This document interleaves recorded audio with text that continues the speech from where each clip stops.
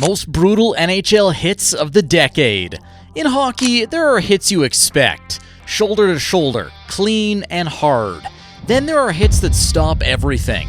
The crowd goes quiet. Players freeze. Everyone waits to see if the guy on the ice is going to get up. That's what happened on March 30th, 2015, when Dustin Byfuglien lined up Mark Stone during a game between the Winnipeg Jets and Ottawa Senators. Stone had just taken the puck and started turning up ice when Byfuglien came in full force. At 6'5" and 260 pounds, Byfuglien didn't need to do much to make an impact. But this time he caught Stone square in the chest with an open ice hit that sent him flying. Stone hit the ice hard. He lay there for a few seconds before getting helped off and taken for concussion testing. He came back for the second period, but didn't last. By the third, he was out again with what turned out to be a wrist microfracture and chest pain. Later, he said it was the hardest he had ever been hit, and it showed. Even though there was no penalty, the Senators were furious. Teammate Curtis Lazar went after Byfuglien with slashes and checks for the rest of the night. The tension never left the ice. Ottawa, already out of the playoff race, had lost one of their best players for the rest of the stretch. The next season brought a different kind of scare. This time, it wasn't the size of the hit, it was the timing. On December 6, 2016, during a game between the New Jersey Devils and Vancouver Canucks, Tyler Hall charged in on Philip Larsen behind the net. Larsen had his head down, trying to handle the puck. He never saw it coming. Hall led with his shoulder and made solid contact. Larsen dropped instantly and hit the ice hard. The force of the collision knocked him out cold. Players from both teams rushed in, not realizing how badly Larsen was hurt. In the chaos, a few even stepped on or kicked him by accident while trying to get involved in the scuffle. It was a mess. Trainers sprinted out with a stretcher, and the whole arena went silent as they carried Larsen off. He was taken to the hospital, but later regained consciousness and full movement. He didn't get a penalty. Officials called it a clean hit, even though it didn't look that way to everyone watching. Hall later said he felt awful about it and that he never meant to hurt anyone, especially not a former teammate. That hit shook people, but the following year, another playoff game delivered a different kind of impact, one that would cost a player more than just a few games. On April 30th, 2017, the Capitals and Penguins were facing off in Game 2 of the second round. Just 4 minutes into the first period, Brooks Orpik took a late run at Olli Maatta. Maatta had already passed the puck. He wasn't even part of the play anymore, but Orpik came in anyway and hit him high along the boards. With most of the contact landing around the head, Maatta crumpled. He tried to get up, but couldn't keep his balance. Orpik only got 2 minutes for interference, but after the game, the NHL reviewed the hit and gave him a 3-game suspension. They said it was late, targeted the head, and had no place in the sport. Maatta missed time with what was believed to be a concussion. Penguins head coach Mike Sullivan didn't hold back. He said it was exactly the kind of hit that hockey was trying to eliminate. The team had to adjust quickly, plugging the gap in their defense during one of the most critical stretches of the playoffs. Sometimes it's the kind of hit that crosses a line, not just physical, but moral. The kind of hit that makes you ask, was that really necessary? That's exactly what happened in 2018, when Tom Wilson delivered a brutal blow to Aston-Reese. It was Game 3 of the Eastern Conference semifinals. The intensity was already high between the Capitals and the Penguins. Midway through the second period, Wilson saw Aston-Reese near the boards and made his move. He came in hard and fast. The hit landed directly on Aston-Reese's head. Within seconds, he was down on the ice and bleeding. He had to be helped off, and later tests confirmed just how bad it was. A broken jaw, a concussion. His season was over.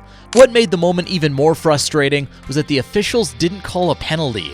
They said it was a clean hit, but slow-motion replays told a different story. Wilson had lifted his body upward during the check. The head was the main point of contact. The league later stepped in and suspended him for 3 games. It wasn't just the damage done that led to the suspension, it was Wilson's growing record. That was already his 3rd suspension in 7 months. If that hit was reckless, the next one was no better. Just 1 year later, in 2019, Charlie McAvoy delivered a shot that sparked outrage for how lightly it was handled. It happened during a playoff game between the Bruins and the Blue Jackets. Josh Anderson had the puck and was skating near center ice when McAvoy came in. There was no mistaking what happened next. McAvoy led with his shoulder and drove it straight into Anderson's head. Anderson's head snapped back, and he crumpled to the ice. Fans in the arena went quiet, while those watching at home started demanding action. But instead of a major penalty or an ejection, McAvoy was only given a minor. That decision didn't sit well with many.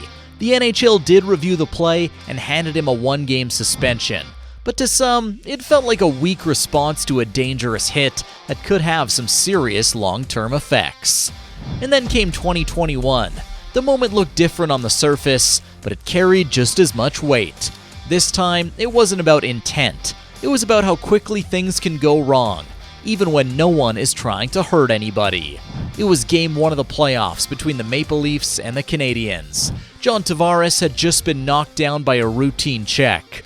As he fell, Corey Perry was skating full speed in the opposite direction. In the blink of an eye, Perry's knee struck Tavares directly in the head. Tavares dropped instantly. The arena went silent. Medical staff rushed in.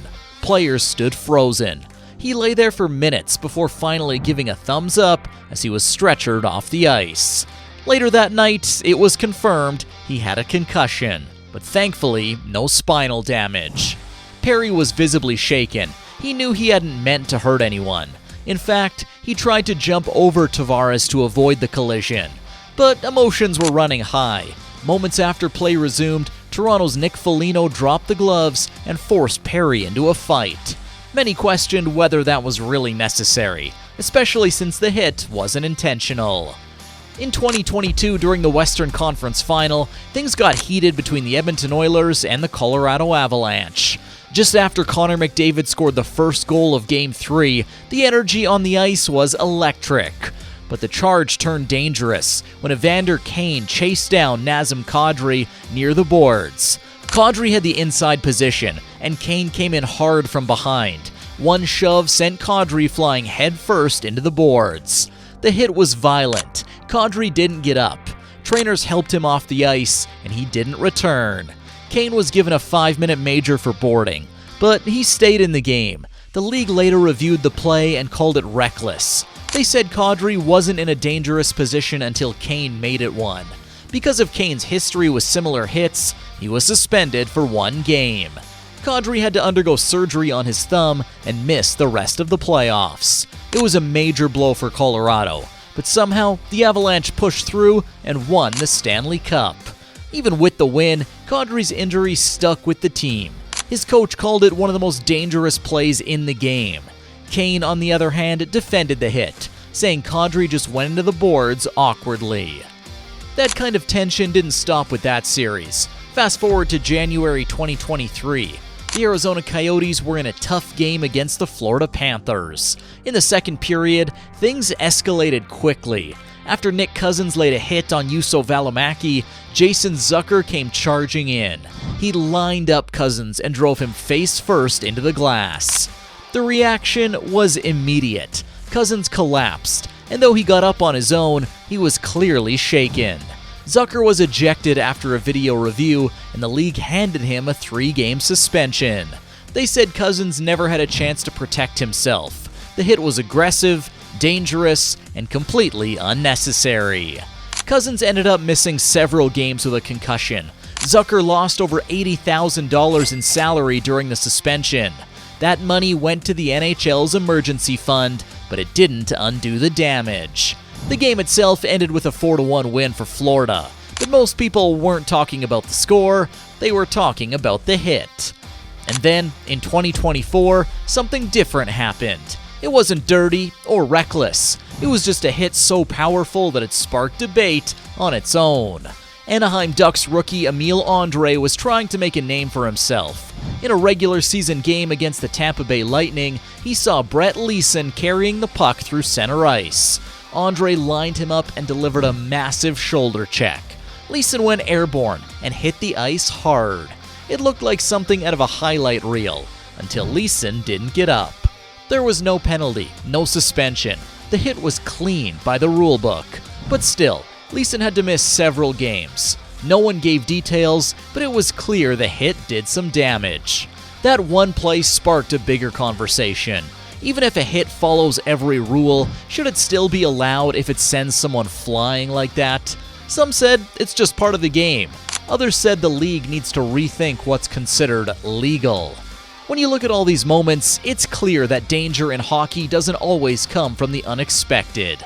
Sometimes it's a decision, sometimes it's timing, and sometimes it's just force. But the result is the same. One player down, one game changed, and a league still trying to balance toughness with safety. If you liked the video, make sure to hit the like and subscribe button.